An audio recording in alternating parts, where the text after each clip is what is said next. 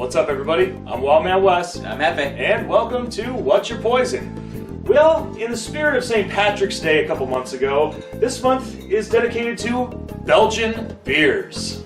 There's something that's celebrated in this country that we call Belgian Beer Week. It was an unofficial beer week that was brought to us by the Belgian Beer Importing Company, and what they do is basically celebrate the Belgian beers that have come over to this country that are brewed in Belgium. The idea is to celebrate from the point of St. Arnaldus Day to Belgian independence, and it happens all in July, and St. Arnaldus is one of the biggest reasons why beer exists in this world, still to this day, and technically why humanity still exists. St. Arnaldus is patron saint of beer, and in Belgium he had been quoted as saying, and that is really the mantra of the beer world over there, it's Bibe Cervasium non aquam. We've talked about it a little bit on this channel before. I believe right in the first few episodes almost. Absolutely. Bibe Cervasium non aquam means drink beer, not water. He saved the world from the Black Plague by reminding people don't drink the fresh water because they assumed that that was how the Black Plague was being spread the most. And beer is distilled water, so people were still able to drink it and get the nourishment from the ingredients and be able to stay hydrated well enough, basically as a substitute for sustenance. So this tradition has lived on, and a lot of these breweries that you see here have been around for a very, very long time. Some of the ones that we have here actually are Trappist breweries, which are Belgian breweries that are brewed by monks in monasteries. So still doing it to this day. We start off with Leffe Blonde, which is going to be the Belgian single style beer that we have for Belgian Blonde Ale. Always going to be the easiest and lightest beer to drink out of the Belgian styles. And then we go into it says Westmalle in our tongue, but it's Westmalle in Belgium. This is a Trappist ale, so it goes from a single to a double, and a double is going to be darker, and it's going to be basically like a brown or amber ale, a little maltier. Then it goes to a triple, which is actually like the blonde, but more alcohol and more ingredients added, and more alcohol. So as you are continuing down this stride here, you're going to see a pattern. It's light, dark, light, but still higher in alcohol, and then to dark. This is a Belgian quad. Rochefort is also another Trappist brewery that's been around for a very, very long time, and this is going to be the highest amount of alcohol out of the four, and it's going to be, again, really dark, have some raisin flavored notes to it, and it's definitely, I wouldn't say stout, but a heavier brown ale, more flavor, more alcohol. And to be honest, I've not had any of these, and Hefe's been letting me know a lot about these, and we've got a couple other ones that we're probably going to do on another episode, because as you've probably noticed in a lot of episodes where we do a lot of beers, we do get pretty toasty, but we're going to do 4 on this one, and then we'll probably do another 4 on another episode. I'm looking forward to this mainly because the fact is the Belgian ales and Belgian beers that I've had in the past technically are kind of quote-unquote Americanized. Absolutely. So, yeah. And I mean, and there's nothing wrong with that. It's just when it comes to this concept of Belgian Beer Week, you kind of got to go straight to the source. And I am so excited for this. So there are characteristics that are really carried through every Belgian beer, and that would be sweet, carbonated, and boozy. So you're going to get a lot of these fruity notes, you're going to get a lot of carbonation, so you're going to see a lot of head on these beers, and you're going to see lots of flavors popping out on this. And again, these are true to style. These aren't a lot of what we see in America these days where everything's infused with some kind of fruit. We'll get into that in the next Belgian beer episode, but these are the true to style single, double, triple, quad beers. So do keep in mind too, there's a reason why they were called single, double, triple, quad, and it wasn't necessarily how they were made in essence of, okay, well these ingredients make a single, it's the amount of ingredients.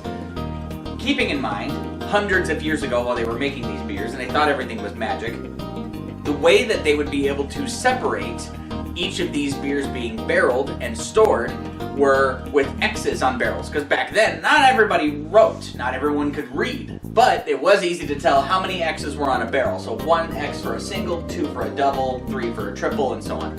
And that's how they could tell which barrel was which beer it was. So that's a fun little tidbit there. I'm ready to dive in. Belgian beers are really my favorite style when it comes down to it. Belgian beers from Belgium, just class act if you ask me. Absolutely. Well, that being said, let's get to it. So the first beer that we're going to attack is the Leffe Blonde. This is going to be a very easy, light, drinkable beer, and it's going to be basically like the light beer of Belgium. Leffe Blonde is easy to get a hold of. Am I doing this the right way? Yep.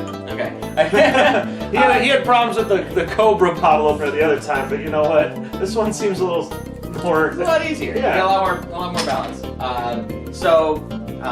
They definitely have a classy look to them. I really enjoy. See, this one says the Abbaye of Leffe, so that's who makes it, and it says established in 1240.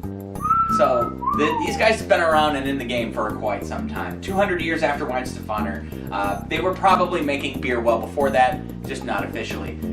Again, the whole commercialization and distribution of beer became more popular as established breweries started popping up around the world. So, this is the Leffe Blonde. That is very blonde. Very blonde. Super easy light color. Oh yeah. It almost looks kind of like champagne. It's just super clear. Right on the nose, you smell like a banana clove, and it's very similar to like a Hefeweizen. You're getting those notes from the yeast, and that's a really fun and approachable flavor when it comes down to it. Cheers.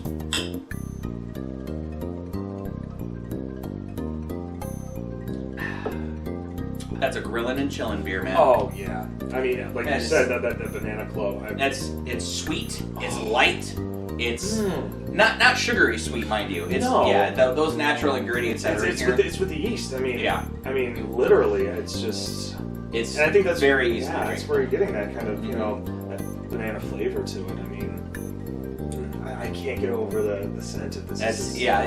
It's just overall approachable. It's not really bitter. There's a little bit of bitterness in the aftertaste, but that's just because of the hops. And that's just natural with any. Yeah. With a lot of beers. Right, exactly. I mean, especially with heavy hops. I mean, but then this one doesn't really have a whole lot of heavy hops, does it? Not really. The IBUs on this is pretty low. Overall, though, I would say this easy light drinking beer. You could literally crack this open anywhere. This is something you could bring to a patio party. This is nice. It's crushable. Yeah, but at the same time, it's like I'm not having trouble with it. Having more drinks. It's just I want to savor it. You know what I mean? I hear you. But at the same time, we still have a lot more beers to go. But in the sake of reference, it's just this is something. Even though it's like you say, just grilling and drinking and whatnot. I mean, but still, I would just after a long day of work, just sitting on one, just for the day. That nightcap. This is a come home after work, enjoy yourself beer. There's definitely carbonation in this, and the sweetness is definitely strong. But this is an easy, refreshing beer. I couldn't recommend this one more. Absolutely. This is a 6.6 ABV, so it's a little bit higher than your standard, just like everyday lager. But I wouldn't categorize it as you might hear the term table beer. So like a table beer would be like maybe a 4%er, still light and still sweet. But this one kicked up a little bit. This is just a fantastic. I agree on that one. So that being said.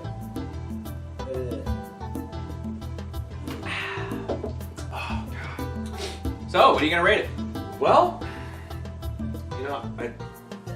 I almost want to say it's perfect, but this is. No, you're not wrong. I mean, we're right out the gate. I mean, I'm gonna go ahead and say 4 1/4 pow. I'll agree with that. 4 1/4 pow. Absolutely. Nice. Yeah. Unanimous 4 1/4, and I will say, I mean, it's only because like I've had so many different Belgian beers, and this is really good. This is right up there.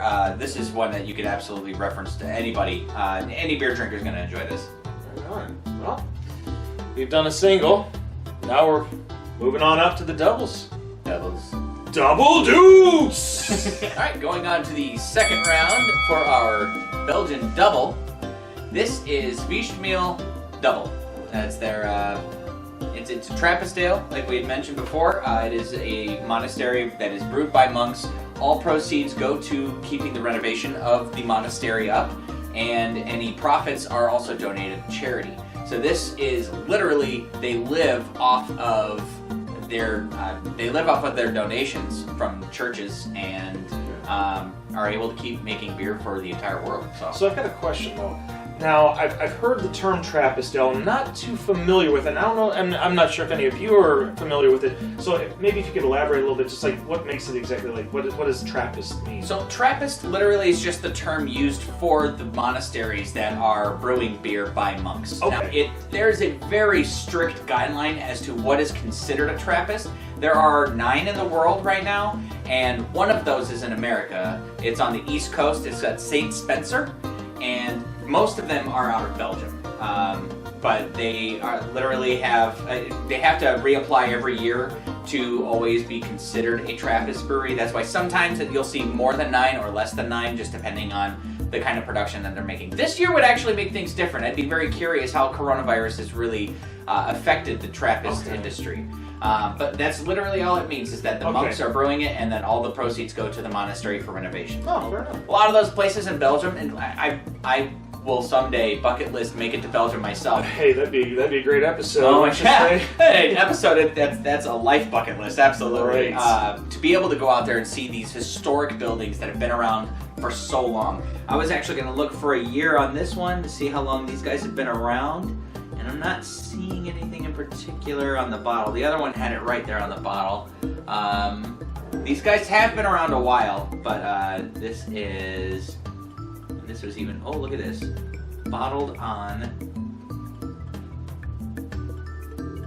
May 2019. So that's not bad. So it's pretty much about a year. Yeah, oh yeah. And that's the other thing about these Belgian beers, that they can sit for a long time. Some cannot. I've had myself some bad experiences with aged Belgian beers. I got real excited and I saw a Belgian pack at some liquor store that probably shouldn't have been, and I don't know how long it had been sitting there. Well, and that goes with a lot of beers. I mean, think about like a couple episodes ago when we did the King's Bitch. Yeah. Yeah. You gotta be careful. Yeah. So this place was probably not selling to the right market. Most people aren't going to go there looking for Belgian beers. It was just some liquor store on the corner of like a strip mall. And I was real excited. I had 3 of the beers, and they all tasted super sweet, like maple syrupy. And I've talked about this before too. Those are notes of beer has gone bad. It's done. Like the yeast went bad or something. Right. Like that. Yeah. So it starts eating the beer again. Okay. Especially if it's not refrigerated. And it's just the heat's going to make it go, hey, look, more sugars, and they're going to keep eating it up. Now see how dark that is? I can barely, I mean... Dark and cloudy. I can only see almost through it, near the stem of the glass. And that's so, about it. That's something also to keep in mind. Like, again, this isn't like a stout. This is more of like an amber brown. Mm-hmm. And the closer to the light you get, the more yellow, red, gold you get with a thinner amount there. But then up here at the top, it's dark brown. Dark brown. It probably looks black on the screen right now, but it's dark brown. Malty sweetness right on top. And honestly, like just the aroma alone. Yep. Like you mentioned, like a brown ale, it kind of reminds me of honey brown. Just the yeah, aroma. The aroma it does. So. Very sweet. Tastes like it too. It's not like maple syrupy sweet, thank God, but this is definitely super malty sweet, like malty sugar. Oh God, what's that? It tastes like a cereal. There's like a roasted oats. What is that? Golden crisp. Golden crisps. Yes, that's what this tastes like. Okay, I can see that. Yeah, I mean, where's that sugary oat? Mm-hmm. And there's the aftertaste a little nutty in a way. Yeah, definitely. Very much. Yeah. So this is pretty tasty. Yeah. This one's got a lot of really good easy sweet notes. Again, not sugary sweet. This tastes naturally sweet. Mm-hmm. So now compare it to the single. I'm getting a lot of the same sweetness that we had from the last one, but that banana clove is gone and replaced with like the caramel and nutty flavors. So out of the light, sweet, refreshing taste going into the dark, malty, nutty taste.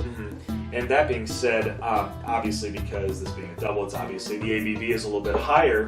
Yeah, what do we got here? This one's 7. So the other one was 6.6, this is 7. Yeah, so it's not that and I think with the single, the flavors, I wouldn't say mask the ABV. Sure. But they definitely, they balance it out. Yeah. This one, it's delicious. I think the flavor and the ABV may not be balanced as much.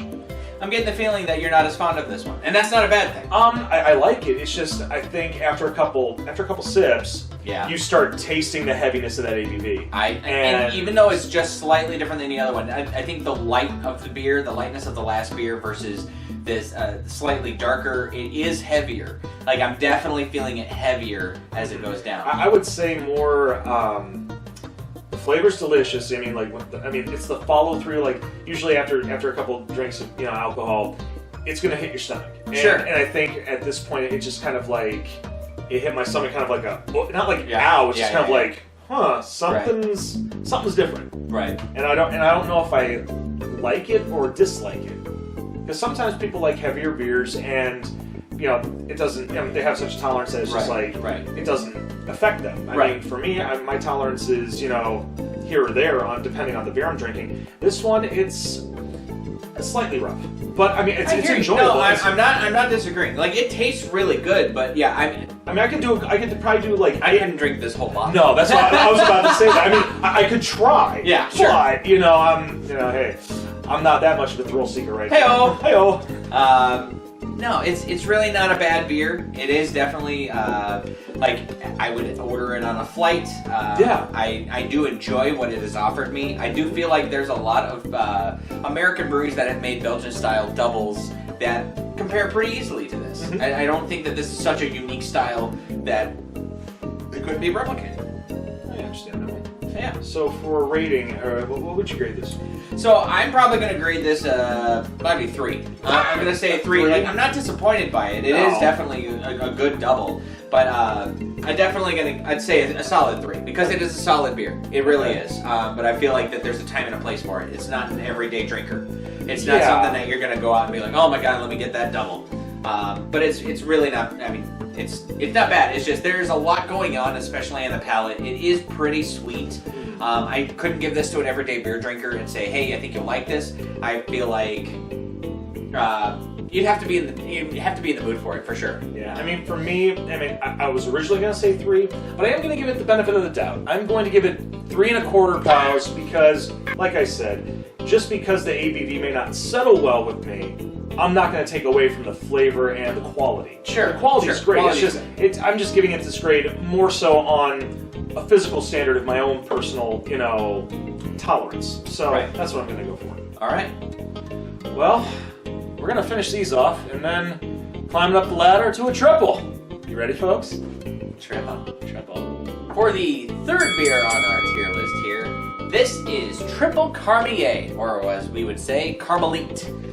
Karmeliet, this is a fantastic triple, and I've actually never had anything else from these guys before, but it does come from the same Belgian beer group, so a lot of them are just kind of associated with each other in general, just because they're all imported from the same place. This one is going to be light. It's going to be super carbonated, smooth, and fruity. It's probably going to be a little bitter. And I mean, I've had this one before, but it has been a while. Well, the one thing I've noticed about, especially with ABV getting higher, it does tend to get a little bitter. I mean, a little more bitter. Yeah. I mean, but at the same time, but it also tends to get a little sweeter. It also depends on what it's been brewed with, and with what you've said, I have a feeling the bitterness isn't going to be a problem. No, this is a fantastic beer to go with. When it comes to triple styles, this is very true to the style. It's what I compare most triples to be honest. It's going to be very much like a boozier Blue Moon without the orange. Okay. And I love Blue Moon. I will go on record saying Blue Moon is, I'll agree. I've mentioned this before. Blue Moon was like my gateway beer. Okay. Easily because of the orange, but...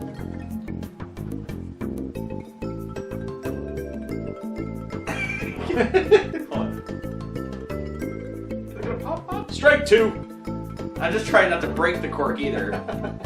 True. Because if we broke the cork, we would be fucked. I don't want to break it. Ah! Woohoo! It flew away over there. No, right? Home run! Alright. Okay, that one smells a little skunkier too. Hopefully not as skunky as that Chapelle bag we started with back in awful. episode 1. Fucking A, man. Alright, so this It's one's going to be... slightly skunky, but yeah. we've smelled worse. Yes. I mean, even what was it, the Sweetwater 420 that we tried was skunkier than this. So it even has on the back here, it's won gold medal at the World Beer Cup, rated Exceptional Beverage Tasting Institute, and gold medal European Beer Star. And it says, preferably to be consumed 2 years after filling date. So, I don't see filling date, but I'm sure it's on here. Point being, a little hazier. Definitely skunky on the nose. It's a little different than what we've experienced the last 2 beers. And sometimes skunky isn't a bad thing. Correct. Yeah. I mean, it is a beer. It is a beer. And I mean, if you think about a lot of with IPAs that we've had in the past, sure. they have been very skunky, but at the same time, some of the flavors have really shined past that. Sure. Now, keep in mind too, this, I don't know if you can tell on the video, but this is a dark green bottle, and a lot of skunky beers are associated with green bottles. So it is very possible that is why. I don't recall it actually being skunky when I last had it. The last time I had it was in a smaller bottle, and it was a dark bottle. It wasn't a green bottle. This is the first big bottle one that I've had, but I'm ready for anything. So Yeah, same here.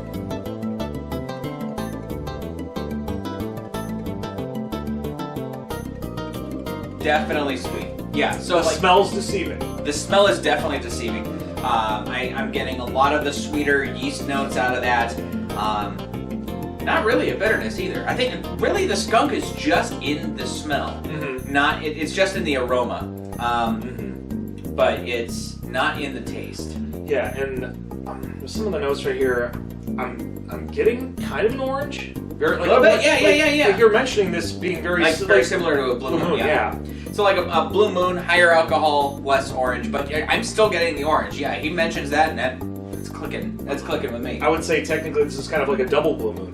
Kinda, yeah. That's what I said. This is what 8%, 8.4. Yeah, 8.4. Yep, it's 8.4% alcohol. So we are climbing that ladder ever so slowly. Yeah, because the next one's a little bit more. Oh, yeah. I'm wondering too, because I'm just reading this one. It keeps popping up on this bottle. It says 3-inch grains. Now, it's funny to me that they would advertise 3-inch grains because technically, or is it 3-inch grains or 3 grains? 3 grain. So I wonder if that would be another reason why they would call it a triple. Okay. Because it says it's made oats, barley, and wheat. So a triple. That triple makes grains. sense. Yeah. That does make sense.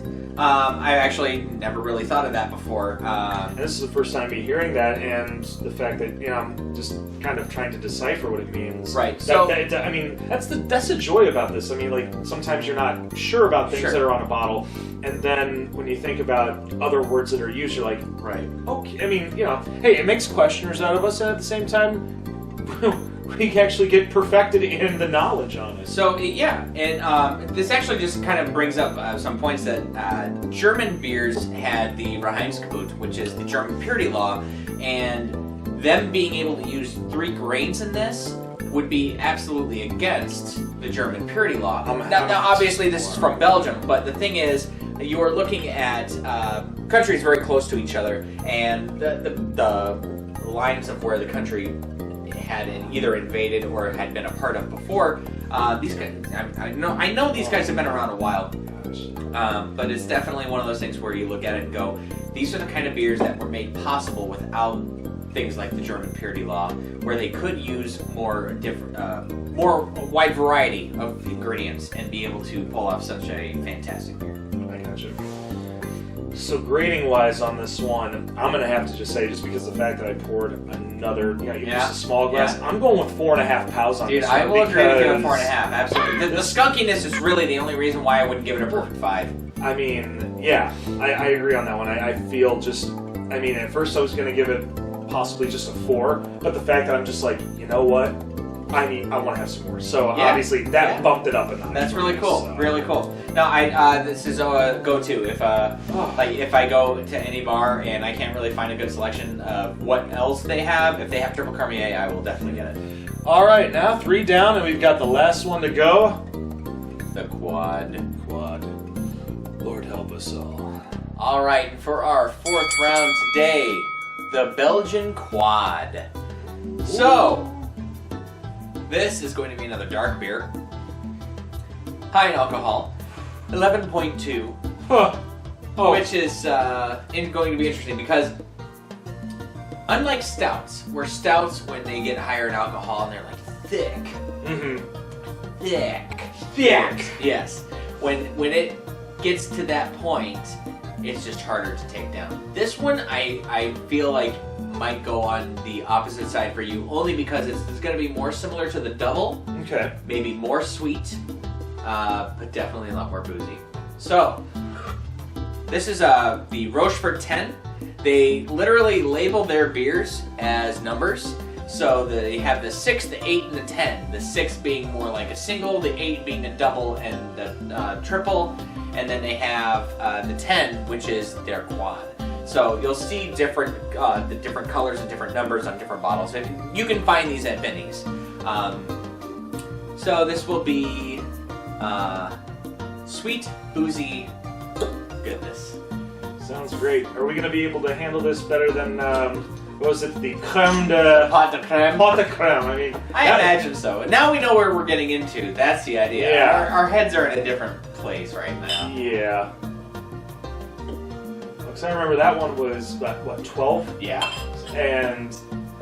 We're right under that radar. Oh, boy. Slightly dark. Uh-oh. Definitely carbonated. Look at that head. So this is naturally what happens. Like inside the bottle, it's sitting there waiting to be poured, and I cannot stress enough how important head is. Crazy. Again, we're looking at a dark brown. So this dark brown with a hazy color. So like the first beer that we had was light and see-through. I'm seeing floating. Yes, and that is... sediment in beer is not bad. No, I dig that. I mean, it gives a lot of character to it. So, and that's the other thing. A lot of these beers are bottle conditioned, which means that a little bit of sugar is added to the bottle right before dispensing into the bottle and then capping it. That way, the beer can last longer, and in any circumstance, if it needed to, can consume more sugar for the to make more alcohol. Okay. On average, it is measured to make sure that it hits the ABV of 11.2 in this case. So this one being another Trappist brewery, another brewery with a monastery brewed by monks, and they're calling it Abbaye and de Saint-Lamy. I've had all their beers before. It's just... When you're mentioning putting, I mean, some of the darker, Belgian ales apparently have sometimes sweeter, sometimes not. Yeah.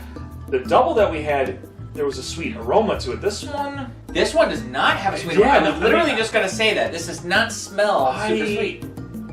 It's almost, I wouldn't say odorless, but I mean it's very subtle. Yeah. It's extremely subtle. Now, in these, you're supposed to get like a little bit of a raisin kind of flavor to it, like a raisin dark oat flavor to it. So, and it definitely has that... The color. Yeah, the color for that is there for sure. So with the single, it was like clear and bright. Mm-hmm. The Dubbel was clear and dark. But did I say clear because you could at least see through the color? This one's cloudy. When you put it up to the light, it's definitely cloudier. And actually, with the sediments too. I mean, that's definitely. So you can see that cloudiness. I mean, mine almost looks like a tornado going in here. There you go. So I like that. So I'm interested to see how this compares. All right.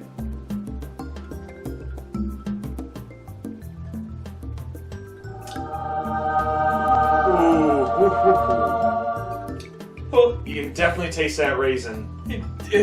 And the ABV. That is boozy. Yeah, it is very, very boozy. Ooh. I mean, and maybe also due to the fact, I mean, for me, I guess, with the other ones that we've had, maybe my palate has finally kind of been, you know, wiped to the point where it's just like anything else getting stronger, you're just kind of like, okay, but Oh, God, yeah. at the same time, I'm not, you know... I'm mad. I'm not mad either. No, not at all. This is pleasant. I have to say, I like this better than the Dubbel, for sure. Yeah. Oh, I agree. It's not nearly as sweet, which is good. The sweetness is muted. The booziness is there. Yeah. And honestly, I get almost the same body feel as the Dubbel. And because that's just the closest thing to compare it to, the last dark sweet beer we had. And I honestly, I feel like I could come home to this faster than I could to the Dubbel. Yeah. You know what I mean? Oh, absolutely. It's interesting. It's been a while since I've had this. The thing is about this, I mean, I don't know why my brain is rattling around like this, but like the booziness, as you say, I mean, I don't know if it's a sipper. Yeah, it's a sipper, but for me, this is the equivalent to a bourbon barrel aged. Yeah, it's pretty close to that. I mean, it's not a stout, but I mean, but it has that flavor. Yeah, it has that, you know, heaviness, and I just, wow. No, that's what's interesting. That's actually a really good comparison. So like a bourbon barrel aged beer, you definitely get the booziness out of it. Now, the thing with bourbon barrel aged beers is that you get like a little bit of that bourbon burn. You know what I mean? I'm not getting that from here. Jinx. God. You owe me a beer. I'm not owing you a beer. You owe me a beer. So this is delightful. It Yeah. really is. Oh. This is a beer where you're just like, guys, we just made a big sale at the big company that we work at. Congrats. Like, this is, you know what? better than champagne. And I'm going to go ahead and grade this already. I mean, honestly, Go for it. I'm going to have to give it a 5. Fuck yeah. This is money. This is just... That's awesome. I mean, the monks aren't fucking around when it comes to this right here. No, they're not. No, I know that sounds sacrilegious, but at the same time, hey, like we've said before, this isn't a family show. I definitely hear your 5, and I'm really glad that this beer hits you better. And because I was worried that because it was so similar to the Dubbel that it was going to bring it down for you. But literally, that lack of sweetness compared to the Dubbel, that is really what wins this beer over. Well, and I think it has to deal with, like, you know, with the raisin flavor. I mean, like, raisins, you know, they have that sweet, but there's a kind of, it's not tart, it's tangy. It's that kind of like, it rests on your tongue, and you just, you know, it's pleasant. And that's all I could think of. It's just like, after every sip, I feel good. Yeah. And not just because I'm, you know, feeling it. It's just, it's great. No, this is a really enjoyable beer. Absolutely. No, that's fantastic. I mean, like, I'm only going to give it 4.75. Okay. And that's only because when it comes to Belgian beer in general, I don't want it to be that boozy. And that's only because, like, I want to be able to drink more of it, you know? I mean, like, and honestly, just that half a glass, I'm good. Well, I get it. I mean, for me personally, I mean, because we've had bourbon barrel aged, we've had, you know, the pot de creme that was 12%, like, so heavy that you're just kind of going, oh shit, what am I doing? And this one, it's like, though it's 11.3, for me, it's just like, I don't really notice it. That can be dangerous. That can be dangerous in a sense. I can see that. But at least if it's going to be dangerous, you only get about a 6-pack. Sure. And you know, after 2, 4 really. Yes. Yeah, well, 4. Okay. Like this was actually a single bottle purchase. You can go to Benny's and just buy 1 bottle of this. Okay. And that's fair. But you can buy 4-packs too. Right on. I mean, and even still, I mean, I could probably do 2, if not 3, and feel like I could go to bed. But keep in mind too, even at a single bottle price, this was like $12 for the 1 bottle. So yeah. Again, a celebratory drink for any good occasion. Promotions. Or if you want to treat yourself. Because you all deserve to treat yourself once in a while. Treat yourself. Because if you don't, what's the point of living? Treat yourself. Treat yourself. Wow. So good. Well, we have 4 Belgian ales in the books. We're going to have 4 more coming up soon. We hope you enjoyed this video. Make sure that you like. If there's something that you didn't like about this, let us know too. And be sure you share on social media. And as always, push that little red button. And don't forget to ring the bell for instant updates. And if there's any beers you want to see in the near future, we got a little comment section below. Leave a request, and we'll make sure we take care of it and give you a shout out in the process. Until then, I'm Wildman Wes. And I'm Leffe. And we will see you on part 2 of the Belgian Beer Week on What's Your Poison. Take care.